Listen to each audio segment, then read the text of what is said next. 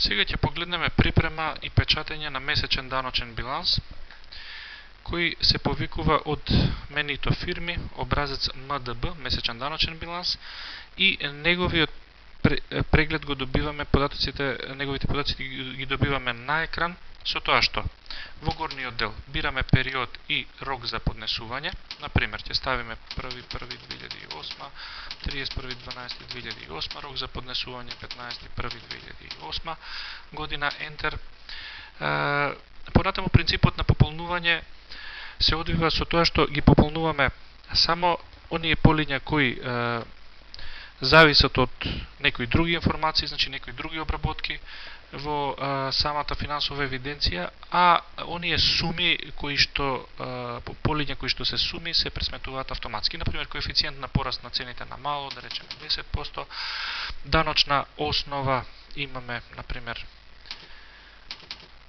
150.000 денари, број на месеци на работењето, значи описите ги имаме од левата страна, а износите ги пополнуваме на десната страна.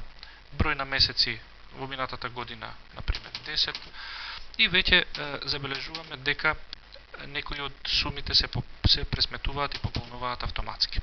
Износ на инвестиции по основ на реинвестирана добивка, например, 1000 денари, измислувам, и така натака. Значи пополнуваме и други податоци, а пресметките се вршат автоматски, да речеме 100 денари и така натака.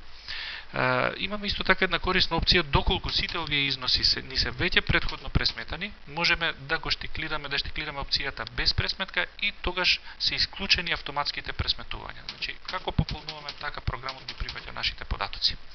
Вака пресметаниот месечен даночен биланс можеме да го отпечатиме со помош на копчето F4 во горниот десен дел.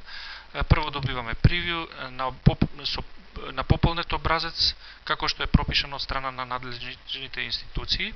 Овој образец само може да се отпечати со притискање на копчето Print и го добиваме на формат на хартија. Исто така може без превју да се отпечатат две копии, значи не добиваме print preview, а се печати образецот во две копии директно на принтер. Можеме да повикаме директно печатење на вирман. Во случајов имаме прво избор на банка, затоа што имаме внесено две банки за избраната фирма, и вирманот го добиваме на екран. Доколку се сложуваме со сите податоци, како што се пополнети, што е најчест случај, го активираме копчето печати F4 и вирманот се печати, односно налогот на принтер. Излегуваме од тука. Има уште една исто така корисна опција за книговодствени бироа. Тоа е опцијата смени фирма. Ја менуваме фирмата, бираме друга фирма и